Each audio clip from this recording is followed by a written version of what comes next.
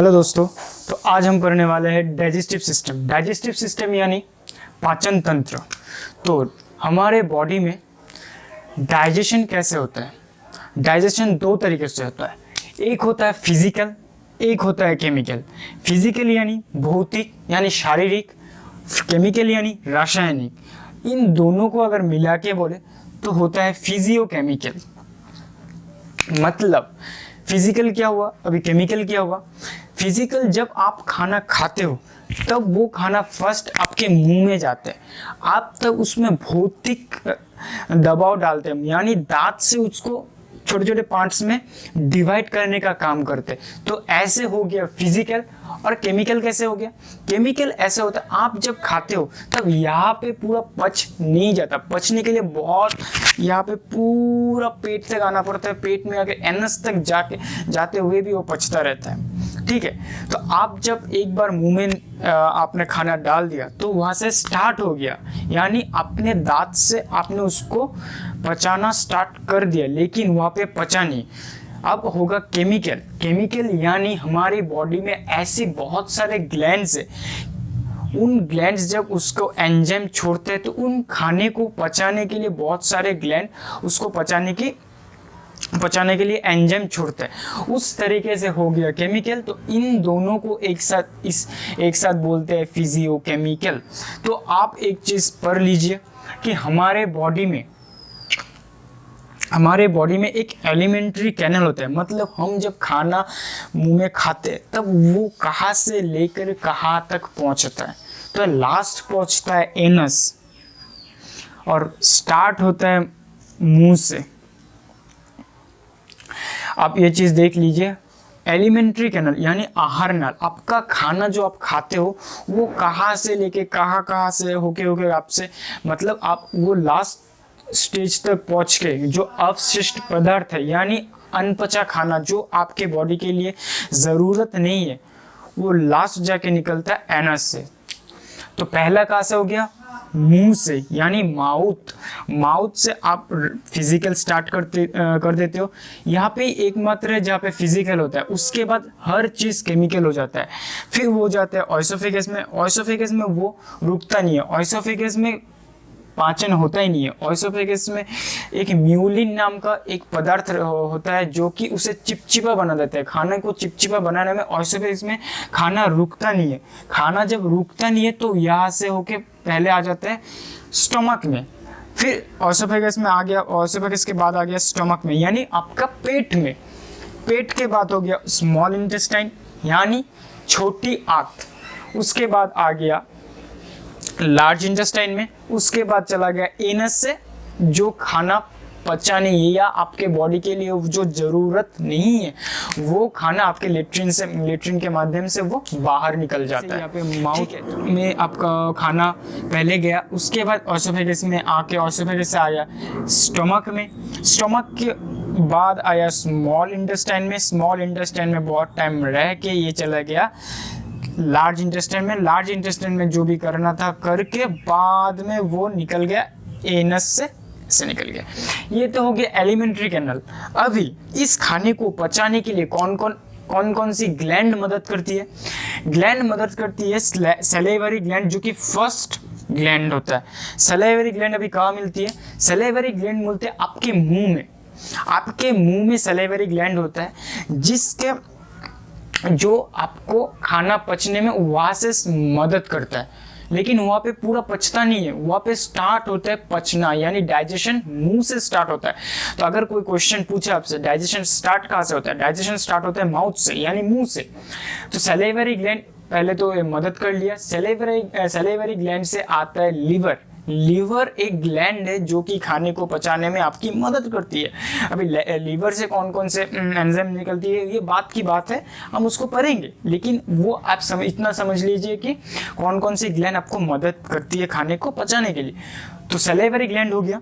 Salivary gland के बाद आता है लिवर। लिवर से कुछ एंजाइम निकलती है। उसके बाद आ गया पैनक्रियास यानी अग्नाशय। आपके स्टमक भी आपको मदद करती है। स्टमक मैंने यहाँ पे लिखा है गैस्ट्रिक जूस। गैस्ट्रिक जब भी वर्ड यूज होगा यानी आप समझ जाइए आपके पेट के बारे में ही आपकी बात हो रही है, क्योंकि गैस्ट्रिक जूस जो है एक गैस्ट्रिक ग्लैंड होती है आपके स्टमक में, जो कि गैस्ट्रिक जूस को निकालती है, गैस्ट्रिक जूस को निकालती है। तो गैस्ट्रिक जूस जब निकलती है तो आपको आपके खाना वहाँ भी पचता है, यानी स्टोमक एक एलिमेंट्री कैनल में है, लेकिन स्टोमक के अंदर जो एक गैस्ट्रिक ग्लैंड रहती है उससे निकलता है गैस्ट्रिक जूस। गैस्ट्रिक जूस आ जाता है ग्लैंड्स में, ठीक है।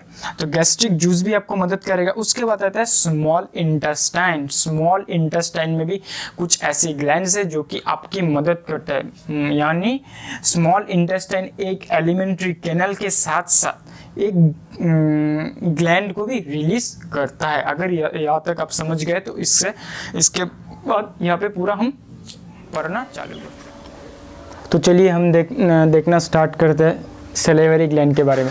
सैलिवरी ग्लैंड के पढ़ने के पहले हम थोड़ा दांतों के बारे में पढ़ लेते हैं, क्योंकि ये हमारे जो दांत है ये हमारे मुंह के अंदर आ जाते हैं।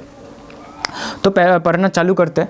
जो हमारे देखिए ऊपर में आपका जितना दांत है नीचे में भी सेम उतना ही है। अगर हम ऊपर के भाग के हम दांतों के बारे में अगर पढ़ ले तो नीचे हम आसानी से इनके बारे में जान सकते हैं, क्योंकि ऊपर में जो है नीचे भी सेम ही है।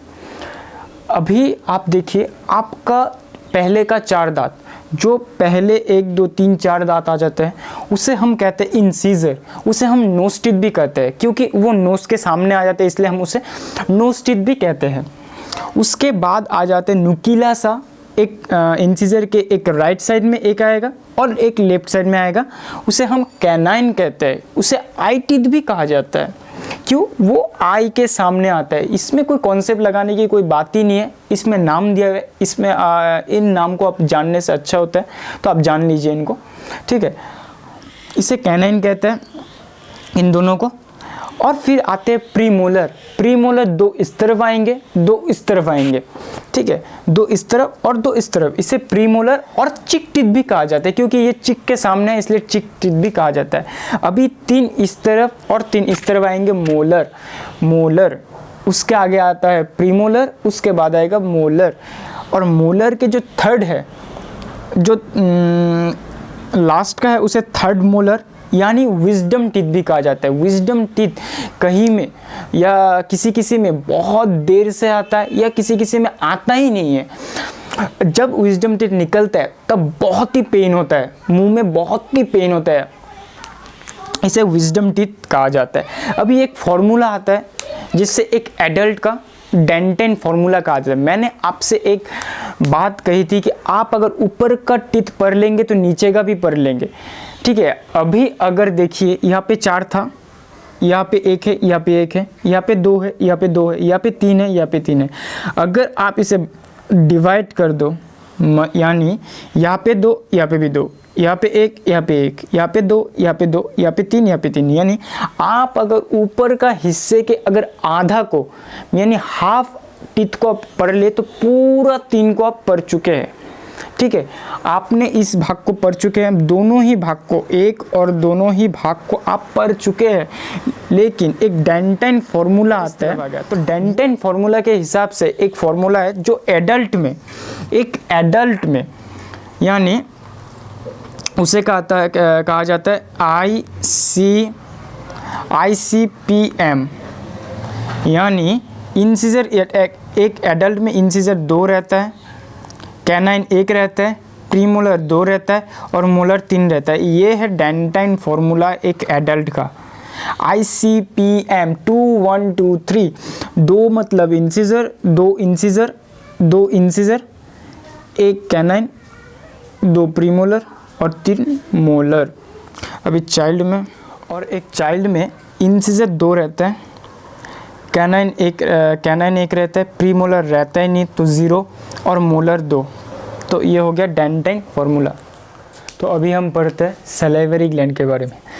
सैलिवरी ग्लैंड जो हमारे मुंह में पाई जाती है उसमें 3 ग्लैंडों से मिलके सैलिवरी ग्लैंड बनता है। एक होता है पैरोटिड ग्लैंड, एक होता है सबमैंडिबुलर ग्लैंड और एक होता है sublingual gland. Parotid gland, submandibular gland and sublingual gland, ठीक है। सबसे बड़ा जो है इसमें पैरोटिड ग्लैंड है, ठीक है। ये 3 मिलके आपके पूरा एक दिन में 1.5 लीटर सलेवा यानी सलेवरी आपके निकाल देती है। अगर आप एक बोतल में मापोगे एक दिन में वो प्राय 1.5 लीटर सलाइवा आपको निकाल देती है, लेकिन एक छोटे बच्चों में इससे भी ज़्यादा निकलती है। ठीक है, तो सलाइवरी ग्लैंड का काम क्या है? सलाइवरी ग्लैंड का बहुत ही महत्वपूर्ण या इम्पॉर्टेंट काम है, क्योंकि सलाइवरी ग्लैंड में रहता है लाइसोजाइम। लाइसोजाइम हमारे बैक्टीरिया को, हमारे जर्म्स को मारता है। यानी हम अगर कभी कभी हाथ नहीं धो के छोटे मोटे चीज़ खा लेते हैं, जैसे दोस्तों से चिप्स लेके खाते हैं, केक लेते हैं, कुछ भी ऐसा, मतलब हर टाइम थोड़ी ना हम हाथ धो के खाना खाते हैं, लेकिन छोटे छोटे चीज़ के लिए हम ऐसे हाथ बिना धो के हम खा लेते हैं, तब उसमें क्या होता है, जर्म्स मिल जाता है। उस छोटे छोटे जर्म्स को मारने के लिए लाइसोजाइम हमारे मदद करता है। अभी एक टाइलिन और डाइस्टेट पाया जाता है, जो कि दोनों ही, मैंने वो डाइस्टेट नहीं लिखा, लेकिन टाइलिन का जो काम है डाइस्टेट का वैसे ही काम है। टाइलिन जो है, टाइलिन हमारे बॉडी में स्टार्च को पचाता है। यानी आप जो खाना खाते हो उसके ऊपर के एक लेयर पाया जाता है जो अंदर के मुताबिक बाहर वो हार्ड होता है। उस हार्ड चीज़ को पचाता है कौन है? उस हार्ड चीज़ को पचाता है टाइलिन, जो कि हिंदी में चोकर कहा जाता है। स्टार्च को पचाता है टाइलिन। अभी एक म्यूकस पाया जाता है। अभी म्यूकस क्या है?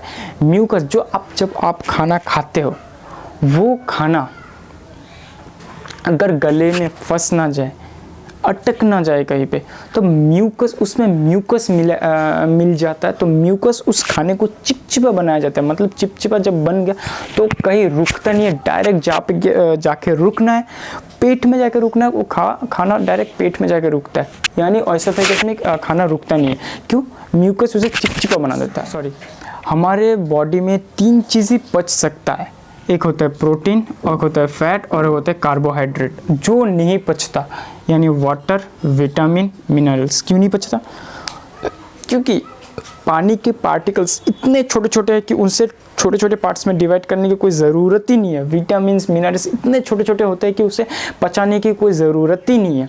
लेकिन प्रोटीन उतने छोटे नहीं होते, फैट और कार्बोहाइड्रेट उतने छोटे होते नहीं कि उनको ज़रूरत नहीं पड़ते। उसको ज़रूरत पड़ता है, उनको पचाने के लिए ज़रूरत पड़ता है। इसलिए प्रोटीन, फैट और कार्बोहाइड्रेट ही सिर्फ बॉडी में पचता है, यानी उसका ही डाइजेशन होता है। मिनरल्स, विटामिन और वाटर का होता ही नहीं, जल का डाइजेशन होता ही नहीं है।